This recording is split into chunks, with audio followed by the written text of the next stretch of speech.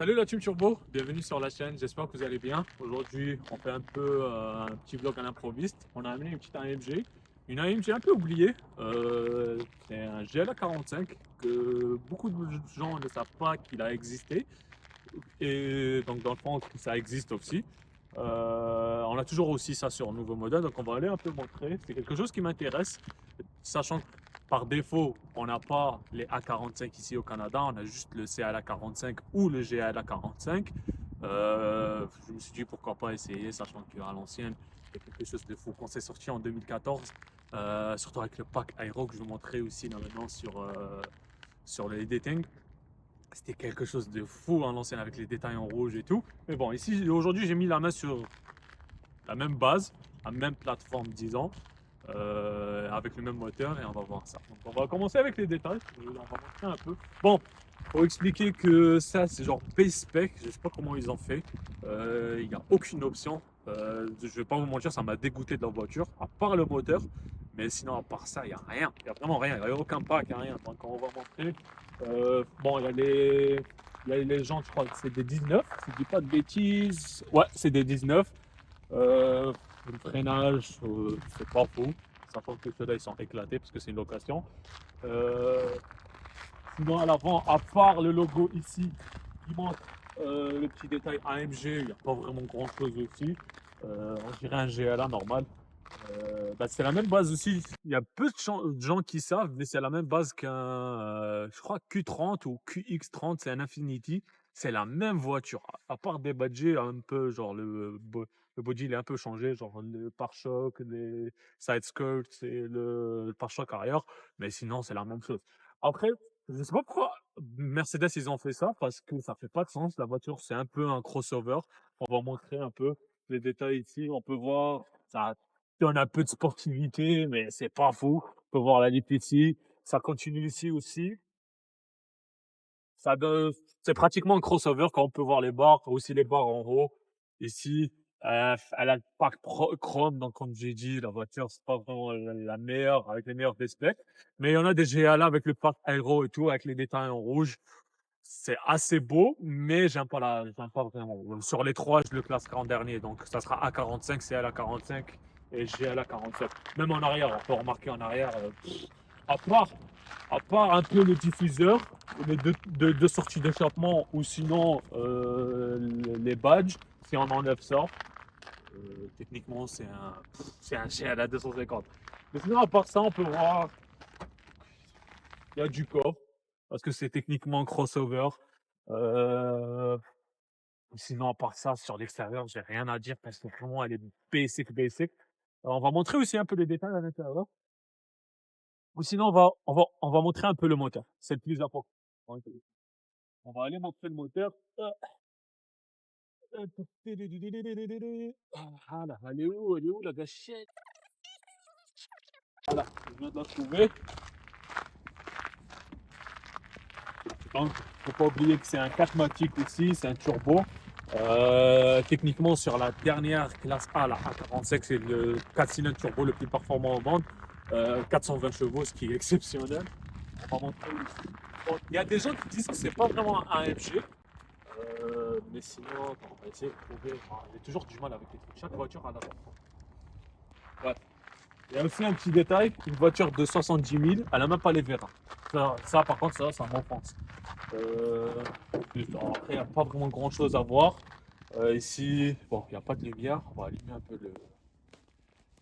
la lumière. Donc, on va montrer ici. On va remercier Jérôme Wachloz, je ne sais pas comment il s'appelle. Mais sinon, il n'y a pas vraiment grand chose à voir. C'est pas vraiment un V8. C'est pas honorable. Donc, ça reste un 4 cylindres. À part ça, il n'y a pas vraiment grand chose. Il fait chaud parce qu'on l'a un peu usé. On va vous montrer après sur la partie conduite. Mais sinon, c'est ça. C'est ça.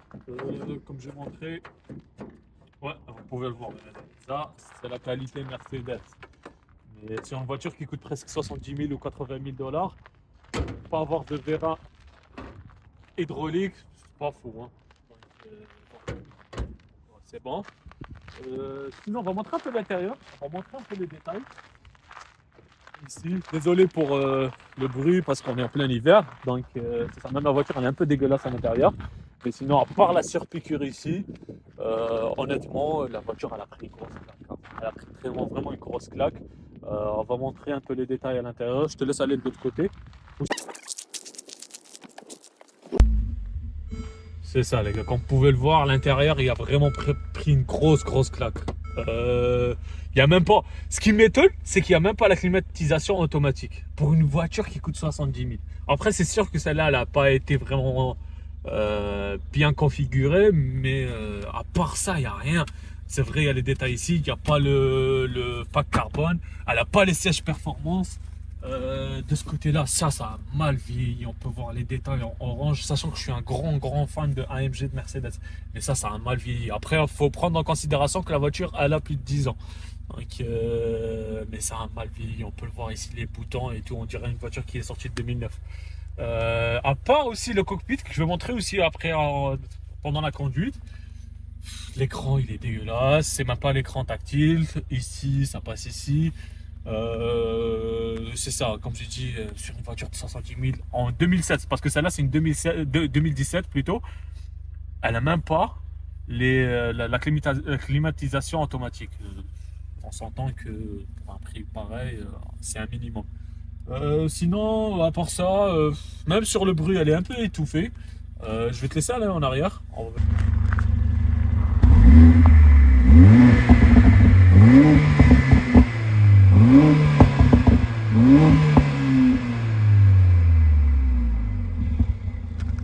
Ouais, c'est sympa comme bruit, ça reste à 4 cylindres. Ça, je pense, c'était avant les réglementations de CO2 et tout, donc ça reste moins étouffé que ma Golf. Mais sinon, à part ça, tu peux voir, on dirait un GLA 250. Mais bon, donc sur ce, on va passer sur la conduite. Et c'est ça, on va aller faire un petit tour et ça sera tout. Donc les amis, on fait les essais routiers, on va parler un peu de caractéristiques, ce que j'aime, ce que j'aime pas. Je vais être honnête avec vous, il y a beaucoup de trucs que j'aime pas, j'ai été déçu. Mais après c'est un peu peut-être spécifique à celle-ci parce qu'elle n'est pas bien optionnée. D'ailleurs on peut même pas voir que c'est vraiment une AMG à part le fait qu'il y a le logo sur le cockpit. Ou sinon ici, on peut le voir ici, il y a le logo sur le levier, mais à part ça, c'est pas fou non plus. Donc c'est ça, sinon il y a la sono aussi, elle est dégueulasse. Même ma Golf 6 à l'ancienne, elle avait un meilleur son que celle-là. Bon, l'écran et tout, ça c'est sûr. Niveau performance, donc on va parler un peu du moteur. Bon, c'est incroyable, 380 chevaux, c'est largement suffisant. Mais j'aime pas le châssis, ni la conduite, je sais pas, je la trouve assez lourde. Je fais le comparatif avec ma Golf, c'est sûr. Elle est plus légère et je pense même le châssis est beaucoup mieux travaillé que celle-ci.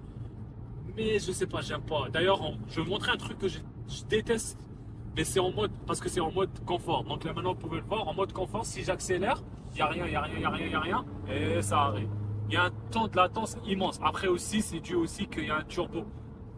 Donc ça, faut prendre en considération ça. Il y a un gros turbo, c'est un 4 cylindres, 380 chevaux. C'est pas facile à développer. Sinon, à part ça, on va montrer aussi les détails. Si j'ai pas montré, donc là, c'est individuel.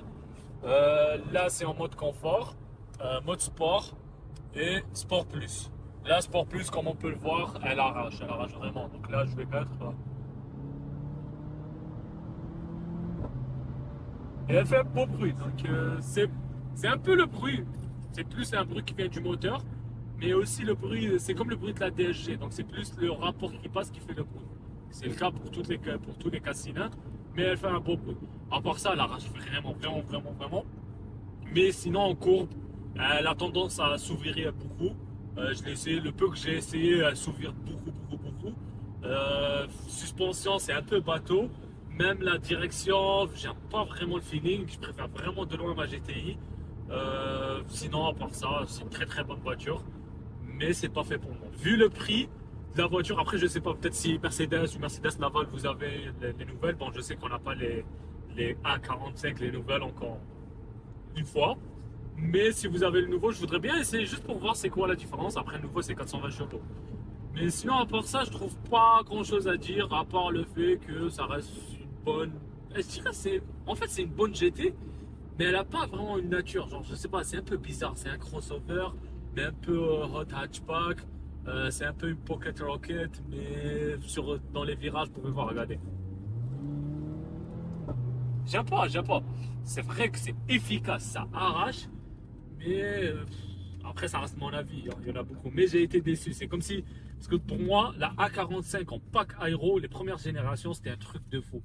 Là, je sais pas, peut-être j'ai grandi, j'ai pris en maturité, mais à part la puissance, le fait que ça soit une 4 roues motrices, ça arrache, c'est vrai, mais plus que ça, il n'y a pas vraiment de feeling. Donc sur ce, après ça se peut sur les autres plateformes, c'est pas la même chose, hein. Peut-être sur la CLA et la A45, c'est pas la même chose. Malheureusement, on n'a pas la A45 ici. Mais sur une CLA 45, ça se peut c'est autre chose. On va voir, ça à déterminer. Mais sinon, ouais, j'aime pas trop. Après, sachant que ça vient vraiment d'un fan de. Je suis vraiment un grand fan de Mercedes et d'un AMG, hein. Moi, AMG, c'est dans le sang. Mais c'est vrai que ce qu'ils font. Là, ces années-là, c'était vraiment les dernières années où AMG faisait des bons trucs. Même si avec ça, c'est l'entrée de gamme. Mais sinon, à part ça, je suis un peu déçu.